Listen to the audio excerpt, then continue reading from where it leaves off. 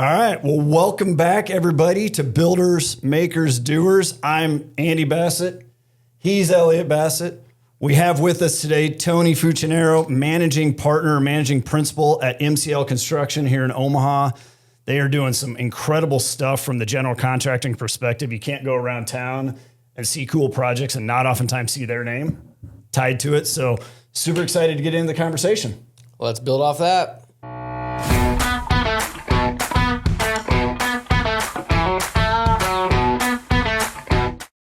All right, well, welcome. Thanks for coming in, Tony. This is going to be a great conversation. Yeah, man, this is awesome. We've been looking forward to this one because I think, as Andy mentioned in the intro, you can hardly drive around town and not see an MCL project, which is kind of cool.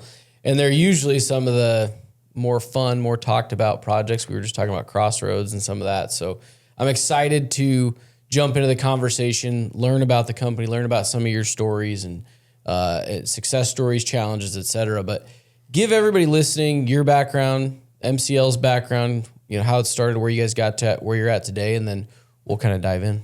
Yeah, my background really, I'm the son and grandson of a bunch of burger flippers. My dad used to always say. So, really my background is I came up really through the restaurant industry. My family did that for quite a number of years, and so when I decided that construction was going to be the path for me, I had zero marketable skills. I would say to say anybody should let me on a job site. And so, but you work in the restaurant industry, you learn people pretty well. And so that was probably the only thing that I thought was an asset to anybody to say, hey, we're going to give this little guy a chance to go on a construction project. So, but I got my degree in engineering, and then I've been in the construction field ever since. And so when I joined up with the MCL group out of college, it was a really fun company to be a part of because they were taking a lot of risks and they were just trying to do things differently. And I thought for me, what I saw in Bob Carlisle and Gary Leapley, who were the two owners at the time, that was something that really spoke to me a lot about the way they wanted to do business, coming from a family-owned business myself. And they were doing some really cool projects. I'll be honest with you, MCL's background was, and it still is, we're very heavy healthcare focused. Yeah. And I always told myself coming up in the industry, there's nothing more I hated than being in a hospital. And my first job was a hospital. I'm like, I don't know if I'm going to be able to just handle this mentally being in one of these, but it's been great. And I love that type of work, and we've continued to do it, and we've continued to do a lot of other cool stuff too while we've been here. So, I've seen this company go from, 60, 70 people to, just south of 300 people now doing all kinds of different stuff. So it's been a lot of fun. Yeah, that's a lot of growth. You said something interesting in there because I think this is a point that maybe gets overlooked sometimes, specifically in construction. Coming from, I don't know how you phrase it exactly, but coming from the restaurant business, you knew people skills, relationship skills, right? That's something that's inherent in that business. Walk through how that, early on specifically, just translated to success in construction. Because at the end of the day, regardless of what business we're in, it's about understanding, knowing people, building relationships, building trust, and all the things. Yeah. I'm just curious how you think that kind of propelled you specifically or the company as a whole. Well, there's a couple parts here. I think the part that one of the things I loved the most about being with my dad and being in the restaurant world was there was, believe it or not, there's a huge adrenaline rush. You spend the morning or you spend the afternoon, depending on which service you're doing, getting ready for lunch or for dinner. And then when those come, man, it's a rush. And that was kind of honestly, it's kind of like the drug that fueled you. Hey, I can't wait for that to come. And in our industry in construction, you spend all morning in the kitchen planning for what's going to come your way. And what we do is kind of the same way too. But then with that, things don't go right during dinner service. And how do you deal with that? How do you deal with people that are upset about something out of this experience they got that didn't go the way they wanted it to go? And I would tell you at the time, you never realize how I ever use any of this, but it's all the same, right? Yeah, that's amazing. What you guys do, what we do, it's hey, manage expectations and deal with people. Yeah. And you just learn how to use those things and apply them to whatever we're dealing with on the jobs we're working on. Well, like Andy said, any business is a people business to a great extent, and particularly with you guys. I mean, I can imagine some of the projects you get on. There's lots of difficulties and lots of managing expectations that cause the middle of a job to get interesting. But I'd be curious, Andy was kind of going back to how those skills related, but talk about too the growth of the company from, it seems like it's much different from when it started to what it is today. Go back to those early days of when you started and some of the challenges you guys were maybe facing or what the company looked like then, and then what led to the growth and the success you guys have had up to this point. Yeah, I think the industry's changed just in general, right? And I think we've always tried to say, try to be, a few steps ahead of that. Yeah. Are we? I don't know. We'll see. But we really definitely try to be, the way we do work, I mean, you can get into how you procure work, but how do you do work, and it's both of those things are important, but the way we do work, we've always tried to say, you get caught up in the old methods of, hey, this is the way we always do it. And for us, I think it's always been important that we're thinking it doesn't have to be like that, right? Yeah. Like, why does it have to be like that? I'll give a lot of credit to the founders. So like MCL, what's it stand for? There's Myers, Carlisle, Leapley, Jim Myers, Bob Carlisle, the two owners of it, or two founders of it. Bob's still engaged day to day with what we do. Jim's retired. The L, Gary Leapley's retired. But one thing, and we have it up on our wall down there, just to let everybody know the history of our company for the folks that come in and join our team, is like, it started day one from always, hey, it doesn't have to be like that. And I give Bob all the credit in the world to that. And a lot of that was around the relationships. We don't have to do it like we don't have to model it around the way we procure our work. A lot of work used to get procured in a very hard bid mentality. Now it's not. And we always said, no matter how we get our work, the relationship's going to be the most important thing. Mm-hmm. If we focus on, hey, we got to cut every dollar, make bad decisions because of monetary issues, and the relationship suffers, that's going to be a detriment to the way we want to grow this thing. And that's really been the core of what we've done from then till even now.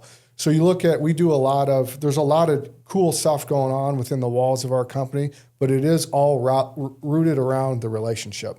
Doesn't matter if it's technology things we're doing or different initiatives that we have with the way we deliver our work. It's all around, is this going to be the best thing, not just for our owners, but for our design partners and any other consultants we work with? Like, how's this help the relationship? Yeah. Does that sound familiar? Yeah. I mean, the parallels, it's funny because any type of conversation we're having with business owners, the parallels amongst businesses, regardless of industry, are so amazing. But yeah, why he's looking over is, I mean, we have committed to and believe wholeheartedly that at the end of the day, it's about building deep relationships, right? Regardless of what business you're in. And we've really doubled down on that here internally, but it's refreshing, I guess, to hear you say the same thing. And I think on the heels of building relationships, Elliot kind of mentioned, and you even did, like, construction's it's a wild world, right? You got the adrenaline piece. Like, all of a sudden we're on job sites, we've done all this planning, we have everything in place, we're ready to roll, and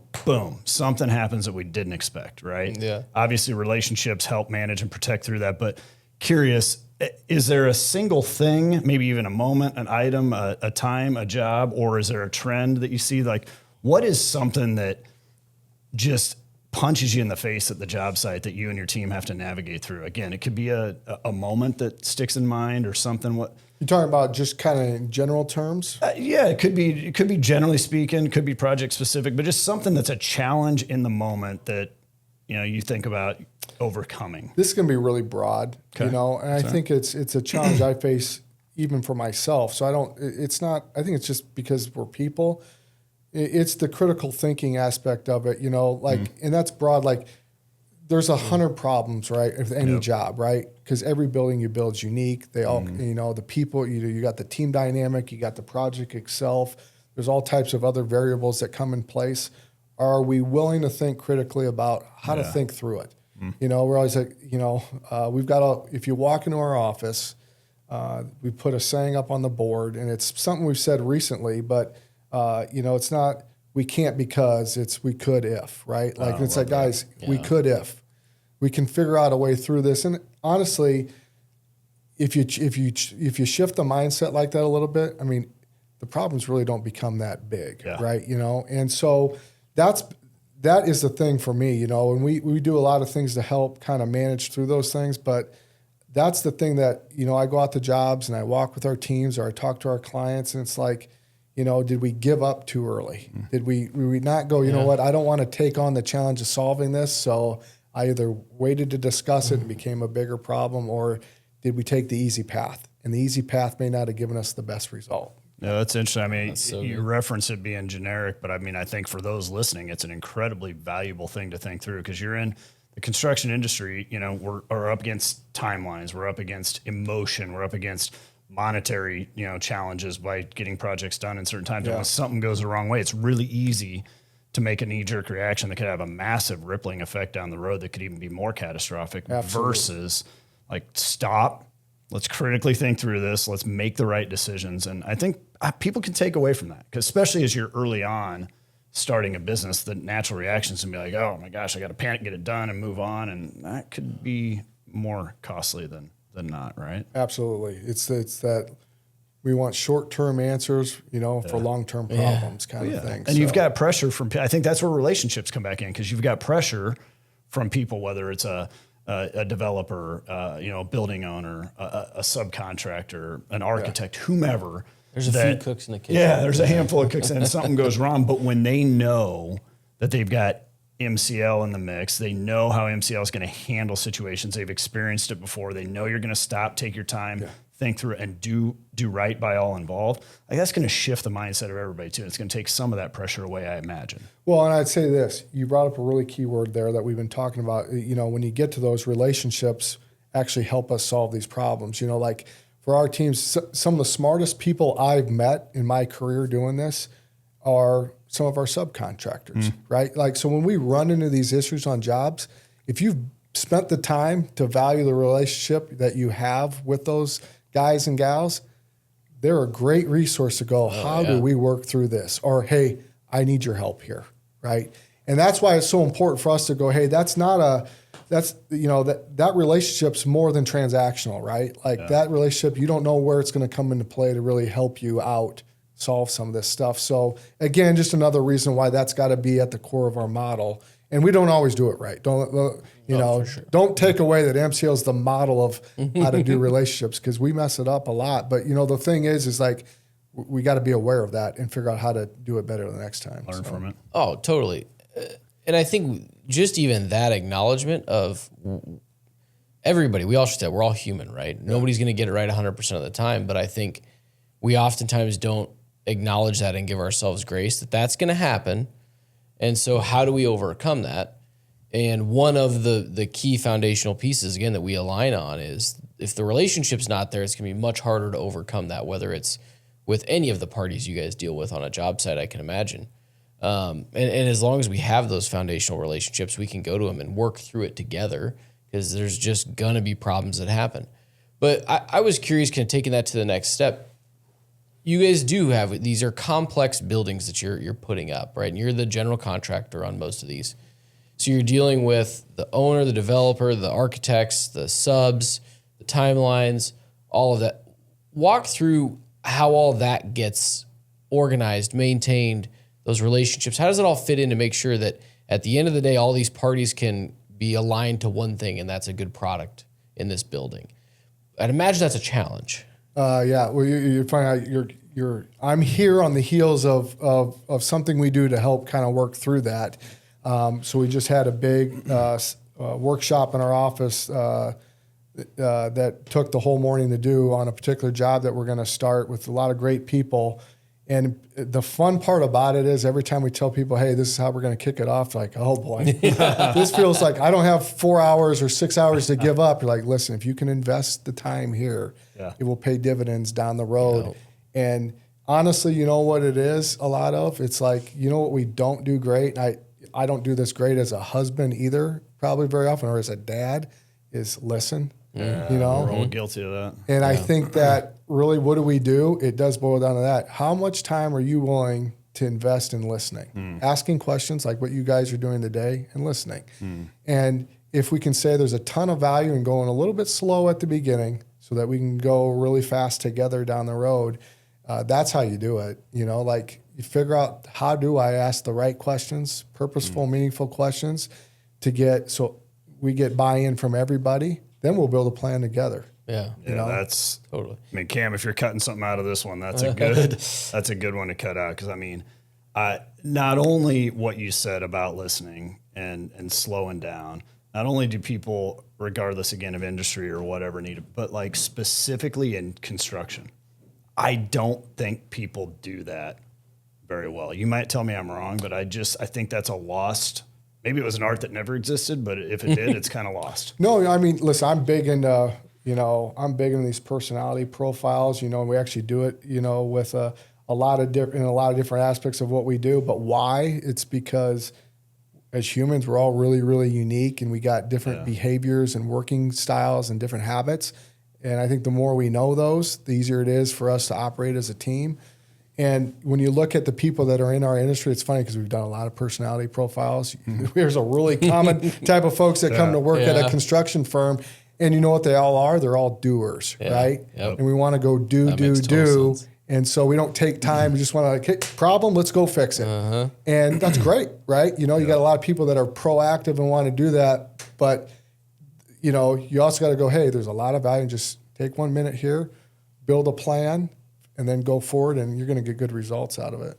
Yeah, I think that one of the things that we talk about, the language we use internally, is stay in the problem for a minute. You know, it's easy. Your first thing is just to go get it done. I mean, even doers, type A, you know, a lot of even leaders in organizations got to where they're at because they could get a lot of stuff done and they could figure things out. And that's not always the trait that you need when you're solving a problem. And sometimes you need to stay in the problem, live in it for a minute, look at all the different things, see what other perspectives you can get.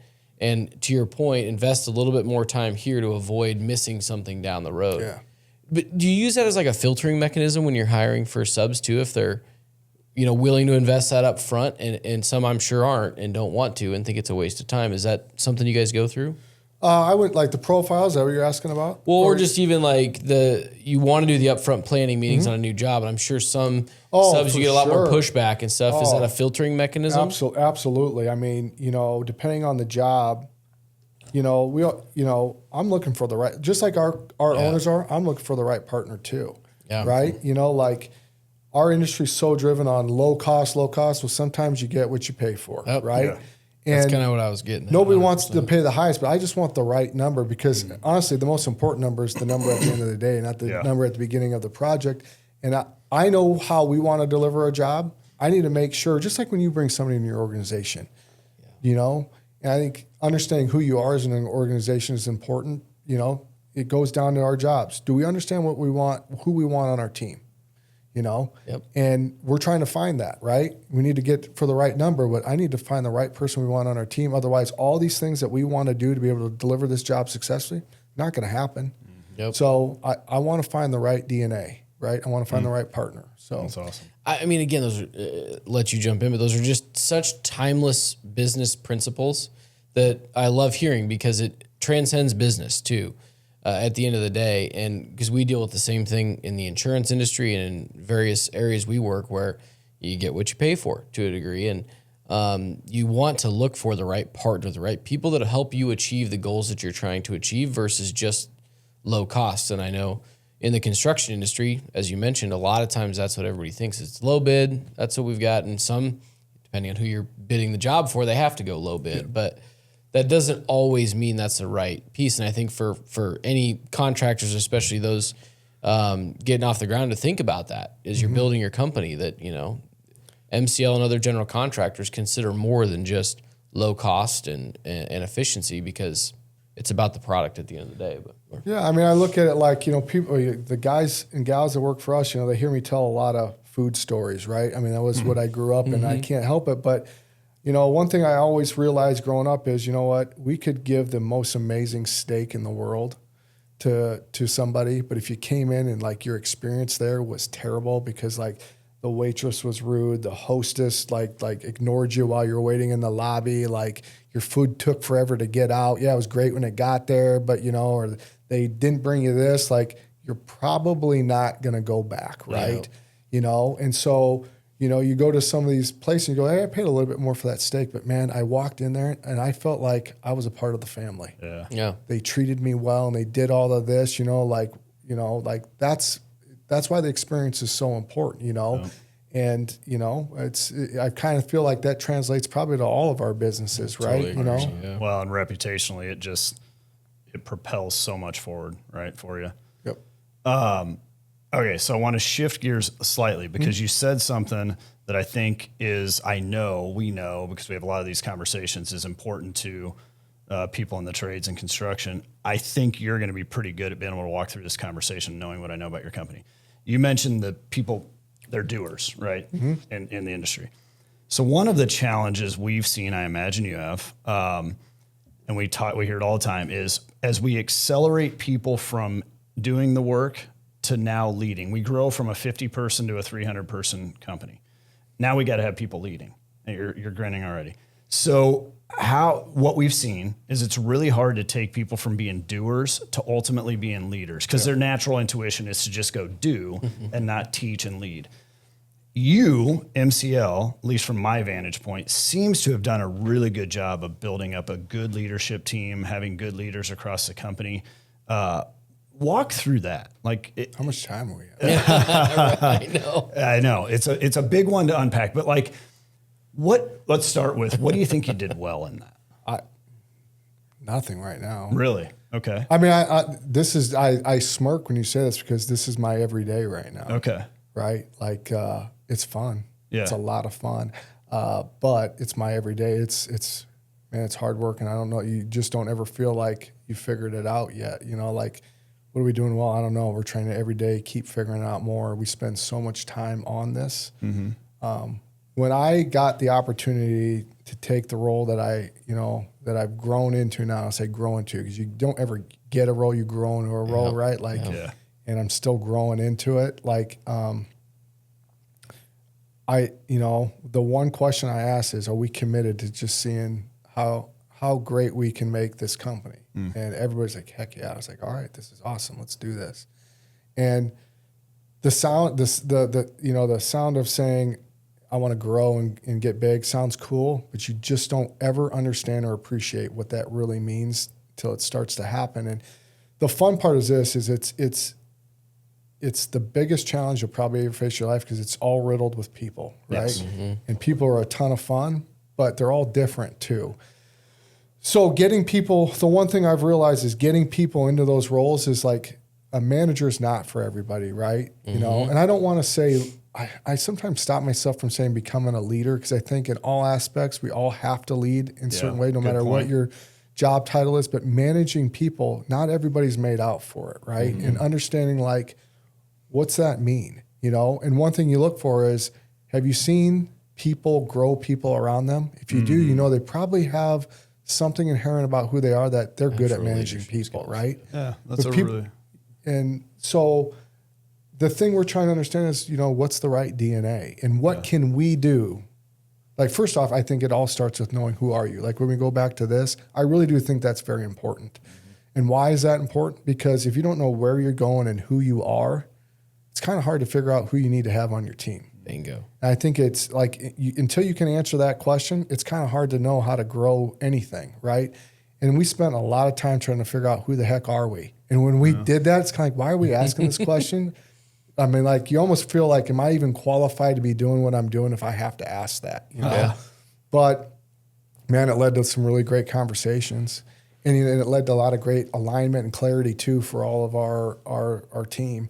Yeah. And so it's something you talk about all the time, right? You don't just say, we're going to talk about it once and never go back to it, but it's realized that you never do stop talking about that. And when you think you've talked about it enough, better start talking about it more, and revisiting things. So it starts there for us. And, from there, like I said, the process of getting people there and understanding, and understanding what you want out of a leader is probably is the next part of it. And we're just kind of living in that right now. So what are we doing well? I'll let you know here in a few years. Well, the next time we have you on, you'll be able to. It's a work in progress. I mean, I don't think, to your point, it's not a destination that's ever achievable, because you're always going to be evolving and building people up. And here's the one thing this is probably very philosophical, but like, it's a conversation we're having a lot now. Like, a lot of people will say, hey, I'd like to do more. Well, what are you looking for? Are you looking for authority, or are you looking for responsibility? And those are two different things, right? I think that good managers are looking for responsibility, right? Like, authority just comes. It's kind of like respect. It just kind of comes. And people understanding, like, what's that really mean? Responsibility is hard, right? You're just putting more's on your shoulders now at this point in time.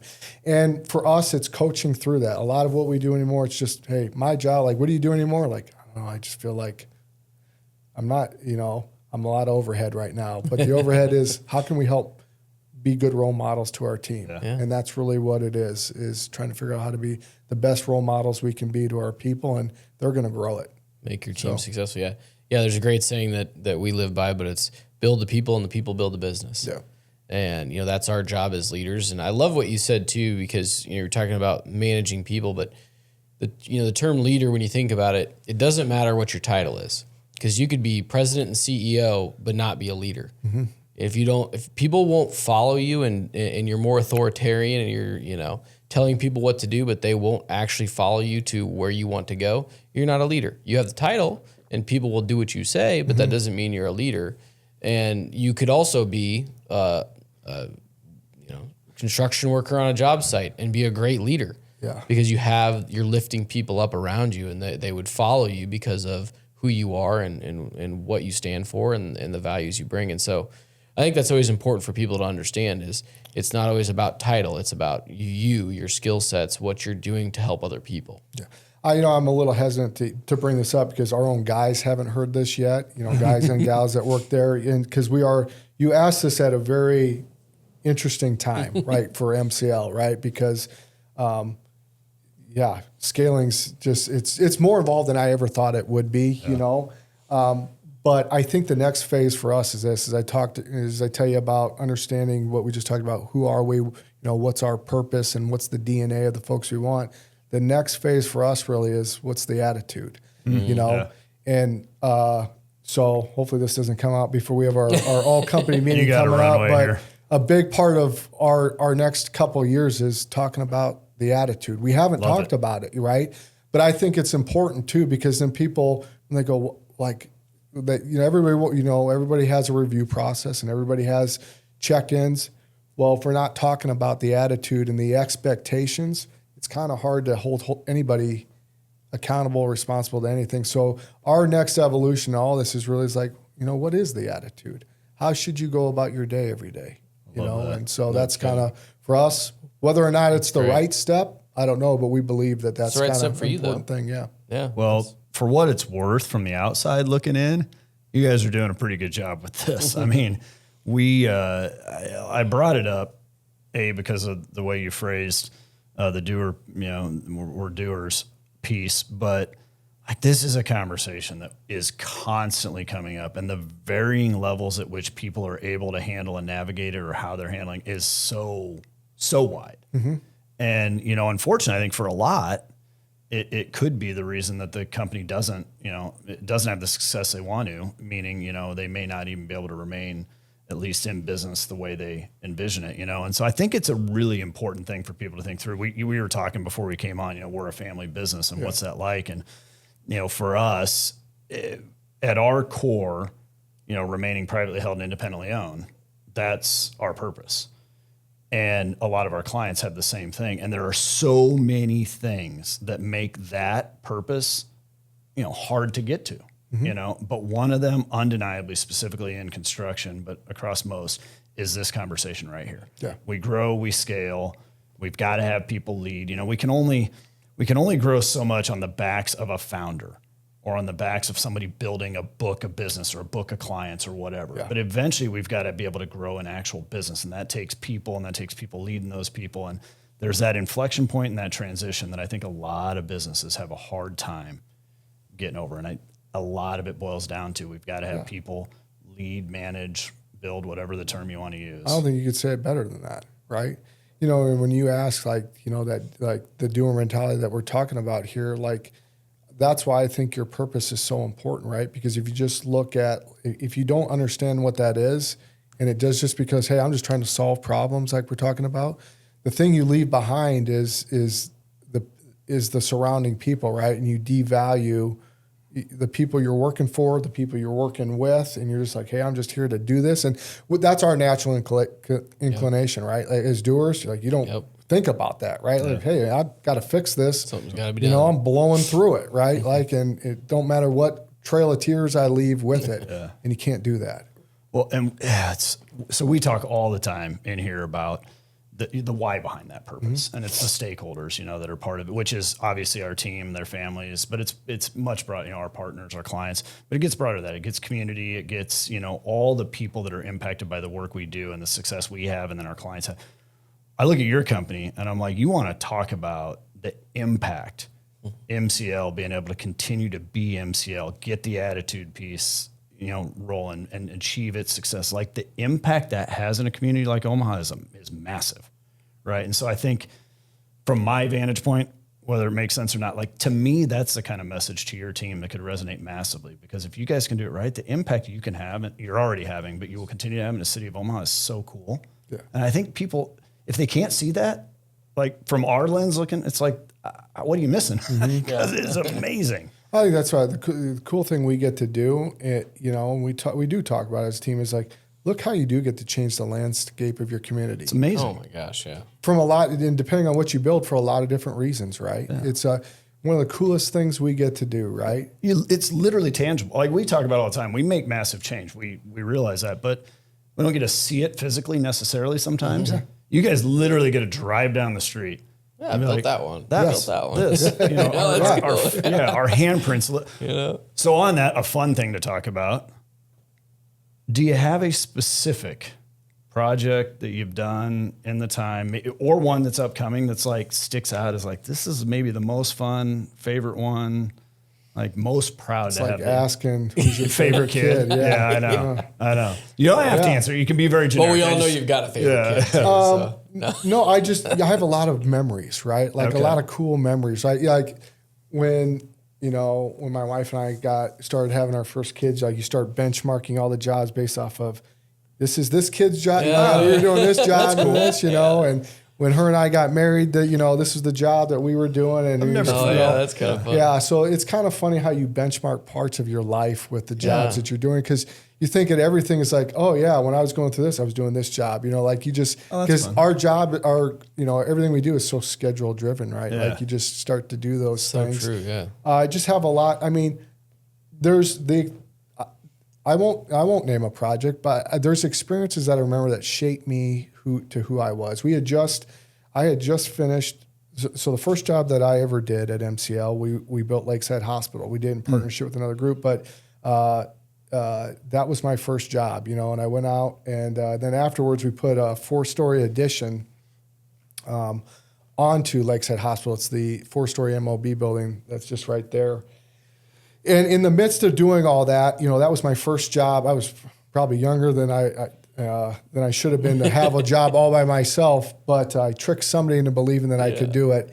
And that job there, it was it was kind of this old mindset. Hey, who's right, who's wrong? Like every time we ran into a challenge and ran into a problem, it got very like this. Yeah. But that was the way the delivery model kind of was too.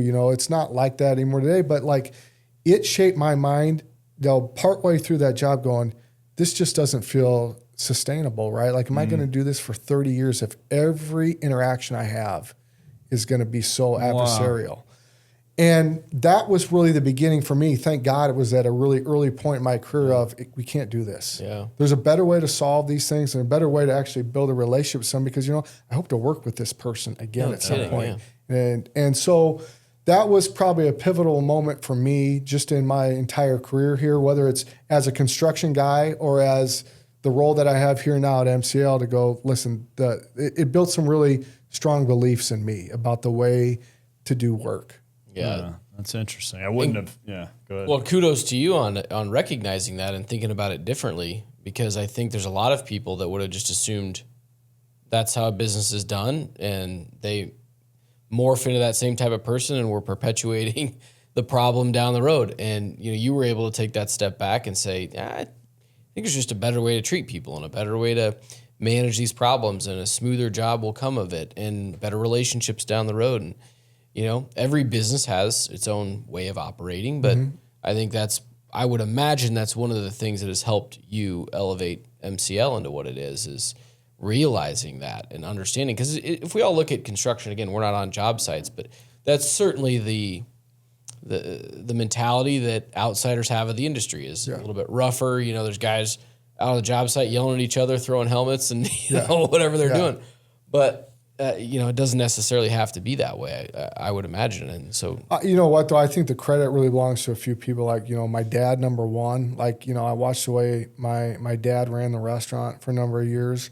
For the thing is, for as tense as moments are there, the amazing gift that he has is people. I've never seen. I'm not like that, and I haven't seen many people like who my dad is. He's just one of those guys, like, you just can't help but like the guy, right? Like, he's got that thing about him, that gift that God's given him, and just people just like, man, I love being around you. And, so watching him, there's probably like this light bulb moment going, like, it's probably a lot of that helped maybe give me one little brainstorm of this is not the right way to do it. But also, too, I got to give a lot of credit to my partner, Bob. Like, Bob founded this company and said we're going to really care about the people we work for. And, you put those two things together, like you put enough good people around you, they help you figure, all the bad parts about you, they help you figure those things out. So that's so great. Yeah. Is there anything, then that on the flip side of that job situation, experience you can think back on that was very challenging, that you had to overcome a big challenge that, you really molded a piece of you? I mean, I think that sounds like a pivotal kind of time in your career, but is there anything else that sticks out from one of those big challenges and times that you had to overcome? Probably another just pivotal one. We got really fortunate and feel blessed this day to get a chance to do a really nice project down at Nebraska Medicine's campus, and it was a really transitional period for me in my life personally. Like, that's when I met my wife, and it's when we got married, and we're getting ready to have a kid. The job was long enough; like, a lot of things happened. Right? A lot was going on, and it was just it's a super cool job, and it was a challenging job just because it had a very aggressive schedule and all that. And there was, and honestly, the team that I got to work with, we've all been good friends even to this day. It's like, we all kind of felt like we were kind of still kind of at that pivotal point in our career of like, are you going to, do you have what it takes to go to the next level or not? So it was just a good team too, but I learned a lot on that job on just how to manage mass, right? A lot of people, a big scope, a lot of challenges, and get creative, like when we talk about that critical thinking, if the whole team didn't have this critical thinking mindset, and so today too, it's a lot of creativity too. We were actually, that goes credit to one of our project executives. He brought up that word. He goes, there's a lot of creativity too that, it's like, you're absolutely right. Yeah. It's creativity and critical thinking. And that's what it was there. Like, that job really helped me learn how to think outside the box. Yeah. So I would imagine you had to on a job like that. Yep. Yeah. Campus just continues to. It's amazing. What's going there now? Yeah. Unbelievable. Well, this has been great. Is there anything, that you think back on your career to the folks listening that, we haven't hit on, haven't covered that, you think would be beneficial, that's really morphed you, led to your success of MCL, anything like that? This is just something I tell myself every day. So I don't know how worthy this is for anybody else at all, but it's like, and it's, my mindset right now really isn't so much about what else am I going to do in my career. It's kind of what am I going to leave for everybody else. Yeah. And so, I have a thing on my desk that just to help remind me of that, because I'm a guy I chase a lot of squirrels. So I need some good reminders. But my mindset is like, you know, what are you going to leave for the next group? That's awesome. And so that's kind of where my mindset is, whether it's good wisdom or not for others. It's kind of where I think it's important for me right now, and important for MCL is what am I going to hand over to the next generation? So that's great. I have a mentor that was doing 2025 planning, and he gave it a really cool shift. When you look back at the year, what did we do? What did we accomplish? And he reframed it. Instead of saying, you know, what did I accomplish this year? It's who did I help build?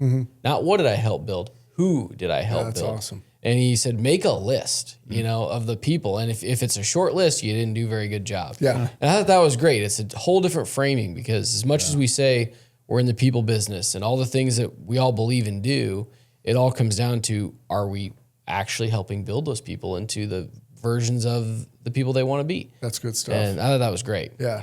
And I think it echoes what you're saying. But, well, this has been awesome. I think Cam's going to have a heyday with some clips on this one. So it was great, man. And I do think that, you know, people that watch this are going to figure out pretty quickly. But I said at the beginning, you guys have built an incredible company. The respect and reputation in this market is probably second to nobody. And I think as we sit here and talk and listen, we can tell why. Not just you, but a lot of it you, the team, the founders, and everything. And so hearing the story was really cool. Really enjoyed the time. And, you know, if you are in the Omaha area, I encourage you, know who they are. Go see their place. It's an amazing, I appreciate you guys. Appreciate you saying that. You guys are a great business too, so plug these guys.